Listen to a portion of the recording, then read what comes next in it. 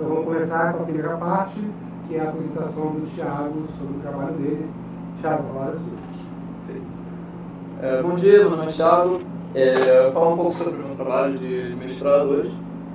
E o título do trabalho é Clustering Structural Brain Networks Using Pairwise Correlation of Spike Trains. Bom, antes de mais nada, a motivação desse trabalho, a motivação biológica desse trabalho, foi um programa da neurociência que é estudar a rede, estudar a estrutura do cérebro humano.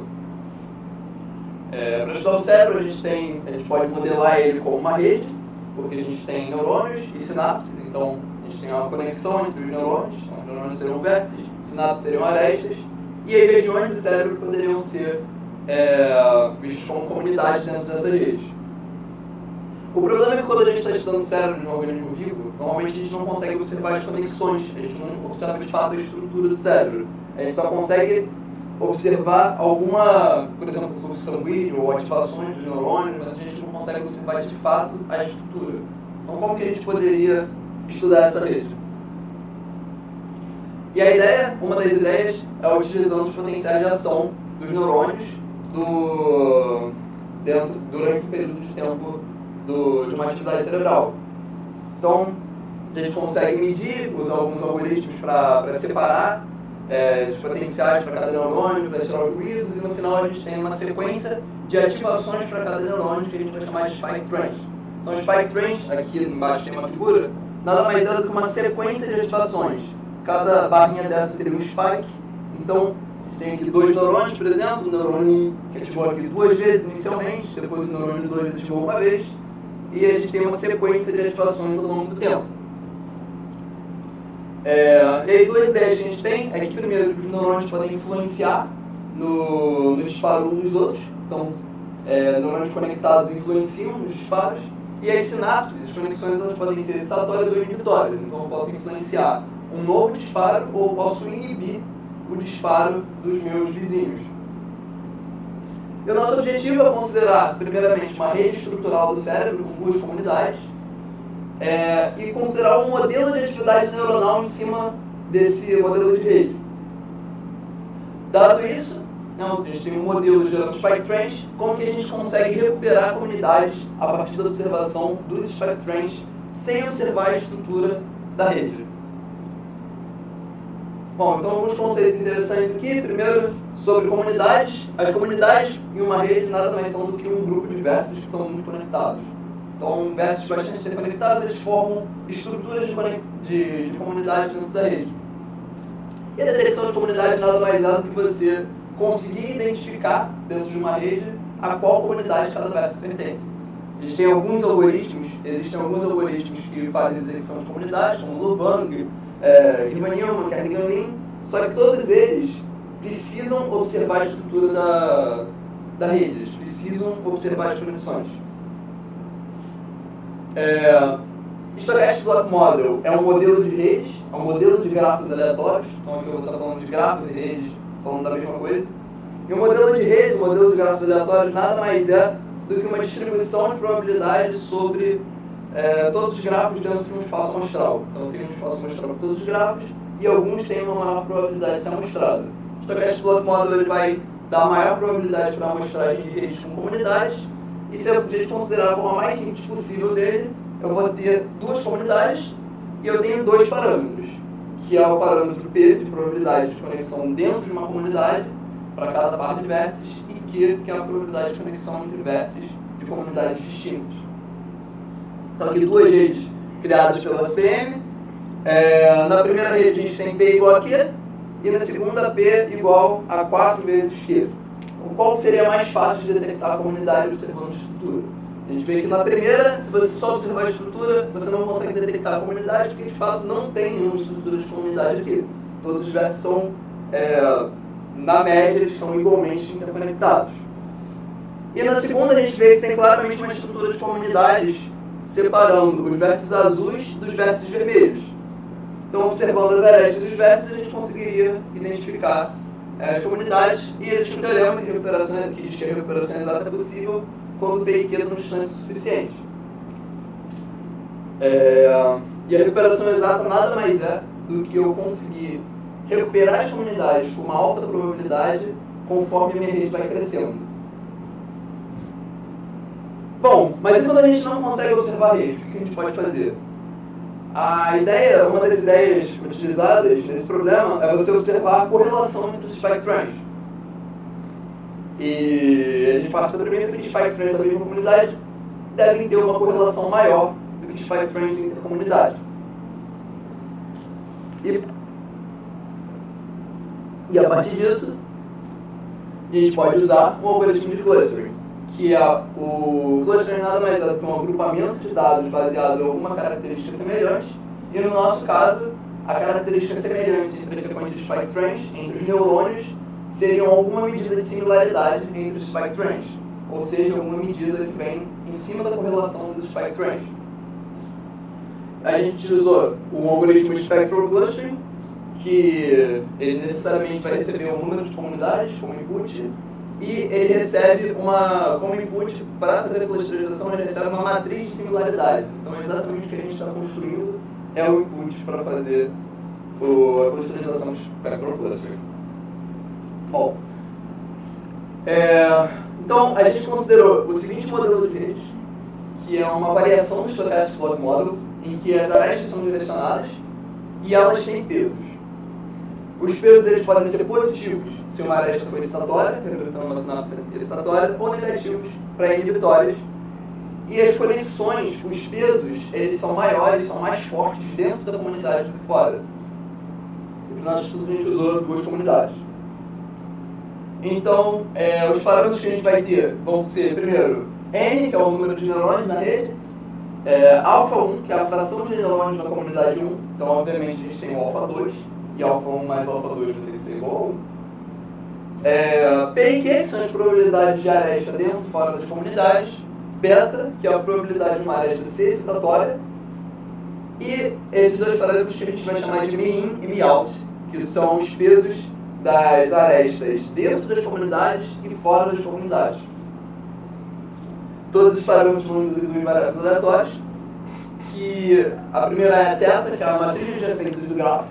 Então, uma posição do θ e j, vai ser uma penúria, com parâmetro P ou Q, vai ser parâmetro P quando I e J estão na mesma comunidade, e Q se eles são de comunidades distintas. E tem eta, que é a matriz de tipos de arestas, excitatórias ou inibitórias. Então, eta vai ser mais 1 ou menos 1, probabilidade de beta ou menos beta, dependendo do tipo de aresta que eu tenho entre o neurônio J, entre o neurônio I e o neurônio J. Então aqui é um exemplo de uma rede gerada por esse modelo. A gente tem que essas conexões vermelhas são inibitórias, as azuis são excitatórias, e aqui para representar a força das conexões, o peso da aresta, eu coloquei que as arestas mais finas elas têm um peso menor. Então, intercomunidade a gente tem pesos menores, e intracomunidade a gente tem pesos maiores de conexão. E a partir desse modelo de rede, esse modelo de rede monta a estrutura da nossa rede, a gente quer um modelo de atividade neuronal, porque a gente não vai observar a estrutura da rede. Então, o modelo de atividade neuronal ele vai descrever como que vai ser a evolução no padrão de disparo dos neurônios na rede, como que os neurônios vão disparar ao longo do tempo. Considerando um tempo discreto, e dado isso, a gente vai ter um vetor xt binário, que representa cada neurônio que disparou ou não no tempo t. Então o vetor xt tem tamanho n, em que cada posição dele é 0 se o neurônio não disparou no tempo t e 1 se ele disparou. Então dessa forma a evolução do xt ela pode ser modelada por uma cadeia de Markov, que eu tenho um estado de disparos em um tempo e ele vai evoluir para outro estado com uma probabilidade específica. E a influência no nosso modelo de atividade é sempre só de um passo no tempo passado. T só recebe influência de T menos 1. Então, tem todos os outros parâmetros, e aí a gente tem mais um parâmetro aqui, considerando esse modelo, que é lambda, que é a probabilidade de disparo espontâneo. Se eu desconsiderar completamente a influência dos meus vizinhos, lambda é o meu baseline, é a probabilidade que eu tenho de disparar, independente de qualquer vizinho, de qualquer atividade na rede. Então, a probabilidade é essa, que o nosso modelo ele é linear, Então, se a gente olhar a probabilidade, o primeiro termo é lambda, que é o meu baseline, é a minha probabilidade. Se ninguém disparar, lambda é a probabilidade que eu tenho. O segundo termo é a contribuição dos vizinhos intracomunidade. Então, aqui a gente tem um somatório realizado para todos os J's que estão na mesma comunidade do I. Essa é a probabilidade de disparo do I. Todo J que está na mesma comunidade do I. Eu tenho θJI, que vai ser 1 se eu tenho conexão entre JI. EtaJI vai ser mais 1 ou menos 1, então ele diz se a contribuição é positiva ou negativa. E XJ, o X vai ser o estado de disparo de um tempo anterior. Então XJ vai ser 1 se o neurônio J disparou. Então se ele disparou e tem aresta, ele contribui, positivo ou negativamente, dependendo do tipo de aresta. Multiplico por min, que é o peso, é a força da conexão entre a comunidade, e normalizo por N, para evitar que isso exploda quando a rede crescer. O próximo termo é a mesma coisa, só que com Bialst e com os neurônios intercomunidade, é a contribuição intercomunidade. Porém, esse PIX ele pode ser maior do que 1 ou menor do que 0. Para a gente garantir que isso seja um valor de probabilidade, a gente diz que a probabilidade do disparo dado no tempo anterior é PI de X, se ele estiver entre 0 e 1, ou 0 ou 1, se ele tiver ultrapassado esses valores. Então a gente só bota a gente só trava ele dentro desse intervalo. A gente fez também um simulador para gerar as amostras de Spike Trains. Para conseguir gerar amostras de Spike Train nesse modelo. E consideramos que as sequências de Spike Trains têm tamanho T. Então, esse T ele entra aí também como um parâmetro, mas ele é um parâmetro do simulador, não do modelo em si. O T vai ser o horizonte de tempo em que a simulação vai ocorrer. Então, dado uma configuração de parâmetros iniciais, o simulador ele gera uma rede aleatória, ele simula a atividade neuronal por ter unidade de tempo e vai obter os Spike Trains para gerar vídeos de interesse. E esse processo ele vai ser realizado R vezes com sementes diferentes. Então, cada uma das R vezes que eu rodar esse processo, eu vou gerar uma outra rede e rodar uma outra simulação com uma serie diferente. Esse R é para a gente conseguir calcular a média e ter uma confiabilidade estatística um pouco maior. Então, aqui uma simulaçãozinha do que seria a atividade neuronal. A gente tem aquela rede que eu mostrei, e do lado de cada neurônio tem uma barrinha com um progresso verde preenchido. Isso é a probabilidade do neurônio disparar na próxima unidade de tempo. Então, a configuração inicial da rede é essa. Todo neurônio tem a mesma probabilidade de disparo, que é o baseline lambda, antes dele disparar. E quando a simulação começa, na primeira unidade de tempo, t igual a 0, os neurônios, nesse caso aqui, os neurônios 14 e 18 dispararam, e a gente consegue ver como que a atividade acontece. O neurônio 14, ele tem uma conexão excitatória para o 18. Então a gente vê que a probabilidade do 18 subiu na próxima unidade de tempo, ele tem uma probabilidade maior de disparar. O mesmo aconteceu com o neurônio 19. E também a gente consegue ver que o neurônio 16 e 17 foram inibidos. Eles não têm probabilidade de disparar mais. Isso aconteceu porque o 17 ele tem uma conexão com o 14, por exemplo. Então, como a conexão é inibitória, eu diminuí a minha probabilidade de disparo e isso fez com que ele tivesse 0. Então, ele não vai ter nenhuma probabilidade de disparar no tempo seguinte. O mesmo aconteceu com o 16, porque o 18 tem uma conexão inibitória com ele. E assim vai a dinâmica da rede. Aqui o 18 ele foi completamente inibido, o 17 ele aumentou a probabilidade e a dinâmica vai acontecendo. E a gente vê também que além das conexões inibitórias, tem além das conexões intra, tem as conexões intercomunidades também interferindo. Aqui o neurônio 1, por exemplo, ele tinha uma probabilidade no tempo 2 e no tempo 3 essa probabilidade subiu um pouco porque eu tenho uma conexão intercomunidade apontada para ele. Na verdade é o contrário, desculpa.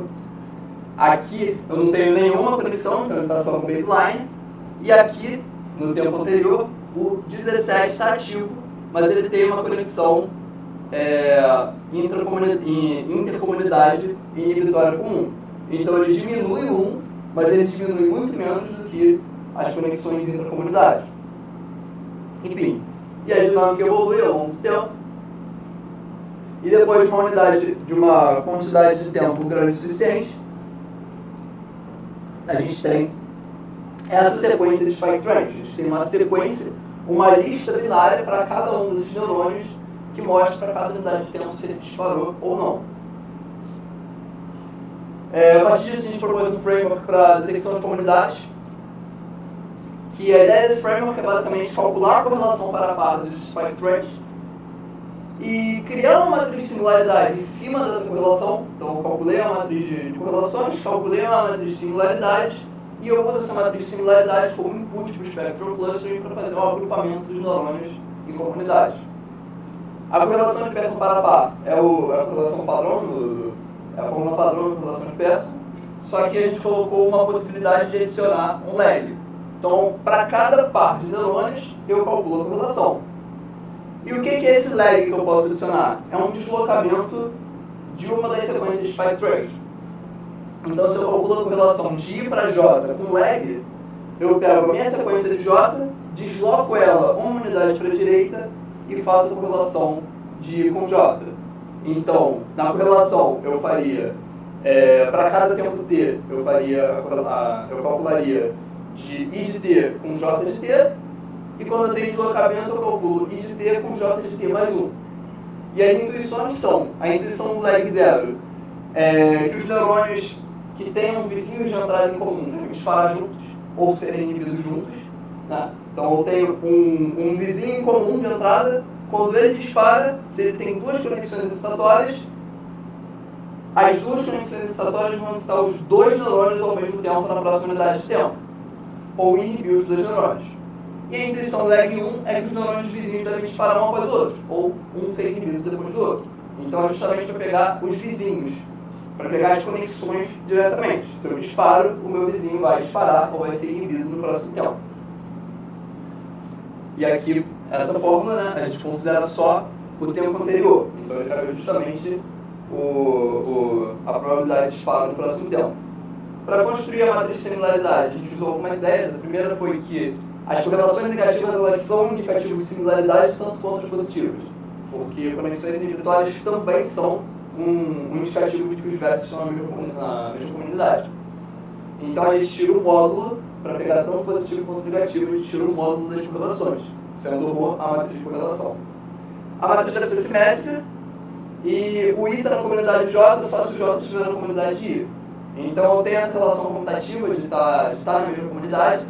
Então faz sentido que a similaridade de I para J seja uma média da correlação de I para J com a correlação de J para I. Então um resuminho de tudo, o fluxo é o seguinte: a gente inicia colocando os parâmetros, executa a simulação gera spike trains, eu calculo correlação de Pearson para par dos spike trains, calculo a matriz de similaridade e rodo o spectral cluster. Ele vai gerar uma lista de atribuições de clusters para cada neurônio e eu vou fazer novamente isso até que eu tenha gerado R amostras, R atribuições de clusters. E no final eu finalizo meu algoritmo e aí eu preciso calcular essa acurácia. Gerei a matriz, gerei a lista de clusters, de atribuições, como que eu calculo a acurácia? Para uma amostra, eu tenho o seguinte: aqui eu estou usando, esse é uma função indicadora, então ela vai ser 1 se o parâmetro dela for verdadeiro. GI é o ground truth, é a comunidade real do I, é a comunidade de fato que o neurônio I está. E GIK é a comunidade que foi atribuída na rodada na amostra K. Então basicamente eu conto todos os acertos que eu tive e divido por N. Bem simples. O problema é, imagina que todos os vértices que estão na comunidade 0, eu disse que estão na 1. E todos que estão na 1, eu disse que estão na 0. Então, no final, eu estou dizendo que eu errei todo mundo, mas na prática eu acertei todo mundo, porque é só uma permutação. Então, eu pego o máximo entre isso e 1 menos esse valor. Então, esse valor sempre está acima de 0.5. 0.5 é o pior de todos, que faz sentido, porque é a atribuição aleatória de comunidades. E no final, para todas as amostras, eu só pego todas essas acurácias e faço a média delas somando tudo dividido por L.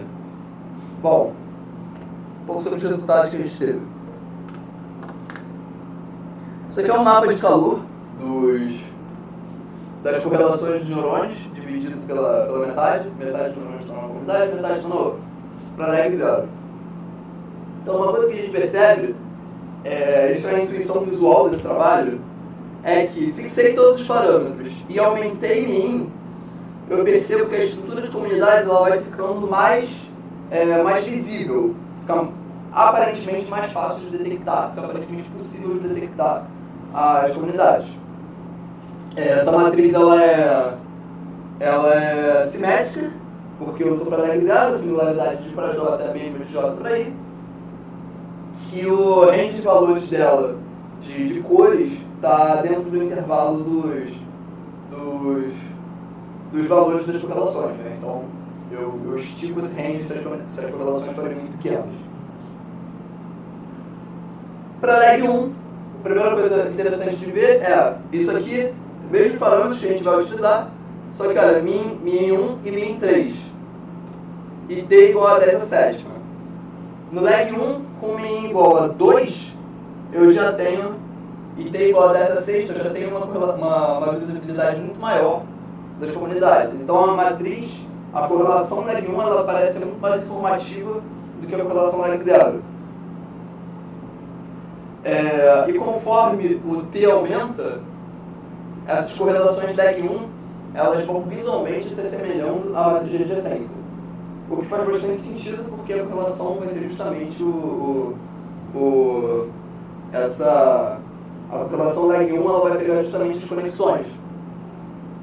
Então essa matriz de adjacência é a mesma coisa, né? A matriz de adjacência ponderada, com range de cores dentro do intervalo dos pesos normalizados. Então, visualmente aqui é um pouco difícil de ver, mas visualmente ela vai se assemelhando à matriz. Isso aqui é uma animaçãozinha para mostrar como que ao longo do tempo as correlações vão ficando mais claras. Então, conforme eu aumento o meu tempo, eu consigo visualizar melhor as correlações. E a segunda coisa que a gente pode ver é como a matriz lag 1 ela rapidamente converge para uma coisa muito mais rápida do que a lag 0, com um tempo muito menor. E aqui, para comparação, a matriz de adjacência, que é a matriz lag 1. Bom,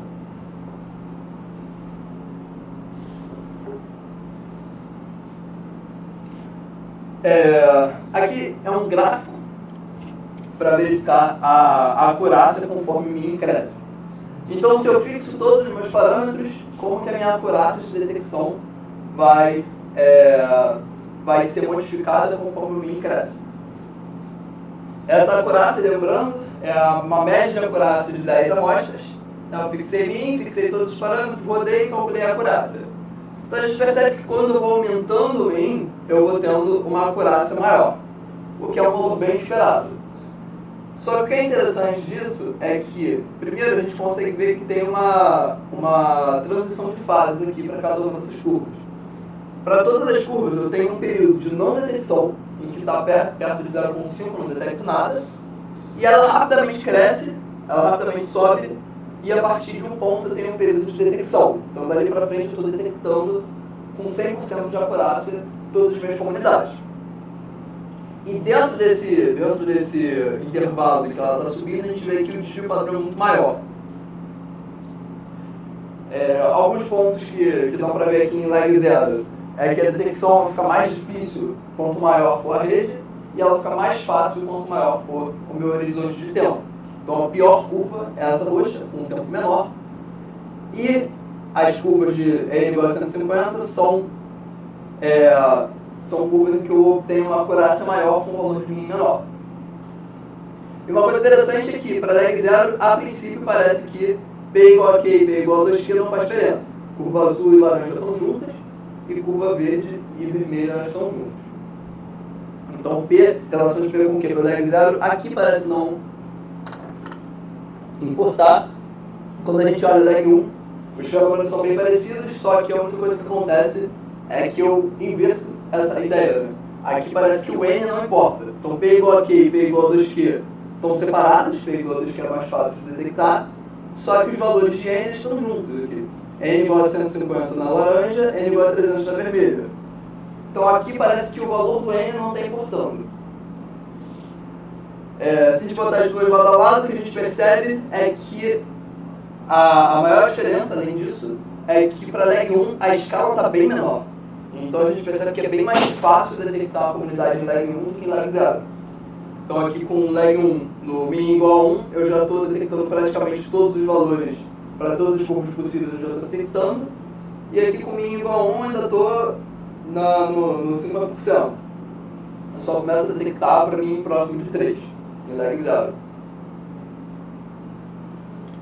Que é aquele fenômeno que eu falei de não importar a relação entre P e Q, não importar o valor de N, ele parece que só acontece, na verdade, quando os parâmetros são muito pequenos. Se eu aumentar o Meout de 0.5 para 5, eu traço a curva leg 0 e percebo que tem sim diferença entre os valores de P e Q. Se o P for igual a 2Q, eu cresço muito mais rápido na minha curva do que se o P for igual a Q. Fica muito mais fácil de detectar.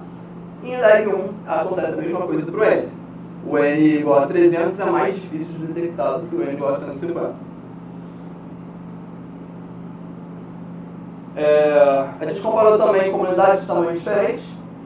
Então, o que a gente conseguiu deduzir aqui, o que a gente conseguiu entender aqui foi que quanto maior a diferença dos tamanhos de comunidade, mais difícil é de detectar as comunidades. Então, quando eu tenho uma divisão igual de 50% dos vértices em cada comunidade, a minha acurácia é obtida muito mais rápido, minha acurácia 100% é obtida bem mais rápido do que quando eu tenho, por exemplo, aqui 90% dos vértices na comunidade 1.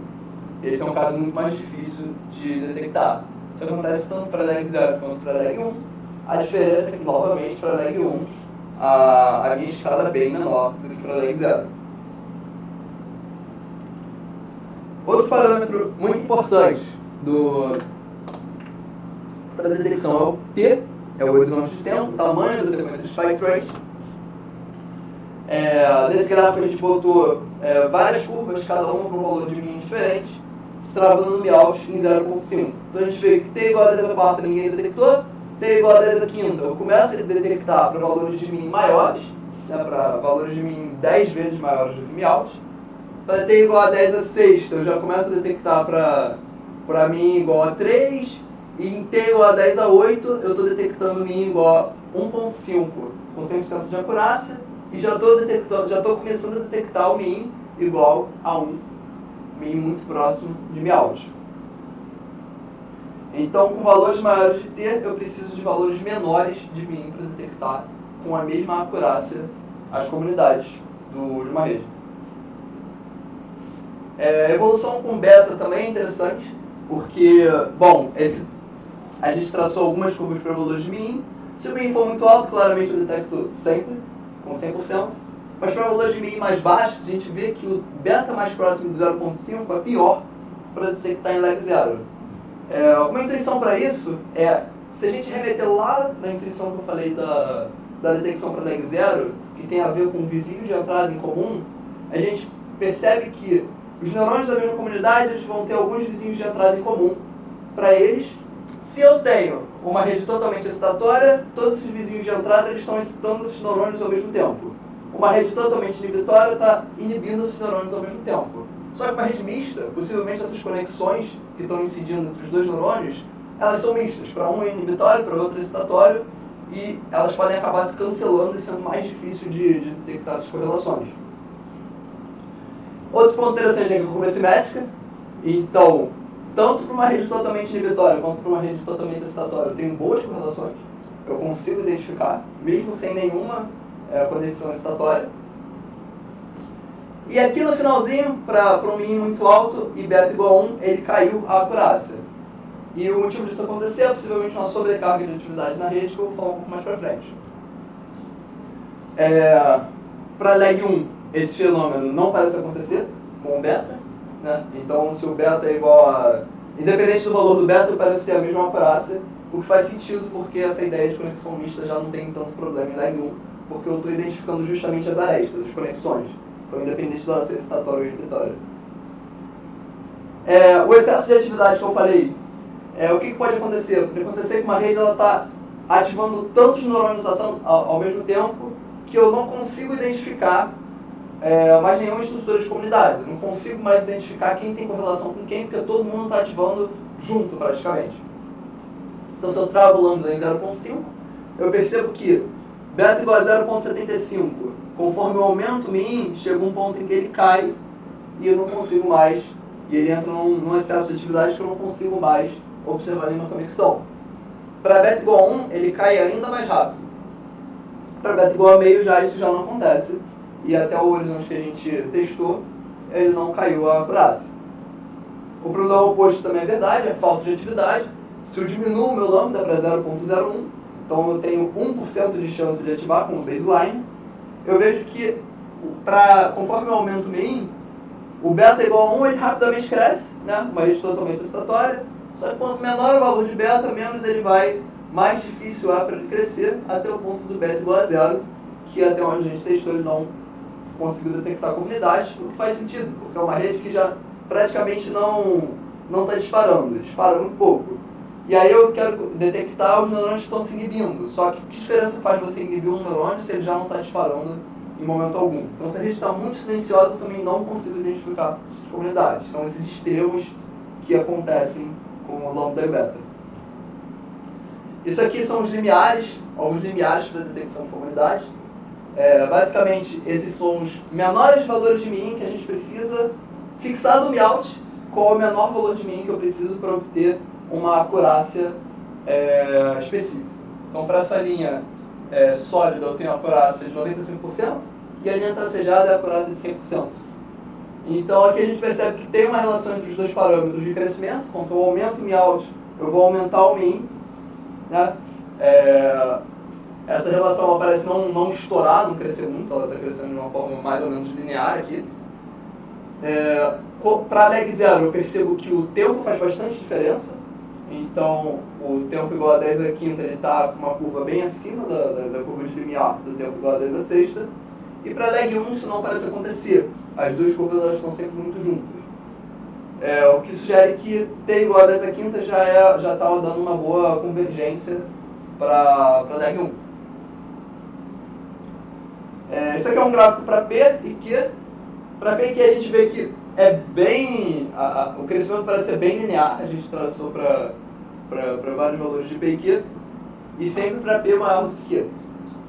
Então essa curva ela também cresce, para cada Q eu preciso de um valor de P maior para ter a minha estrutura de comunidade, e a mesma coisa acontece aqui para o tempo, só parece ter diferença para lag 0 e lag 1. O T igual a 10 à quinta já está bem parecido.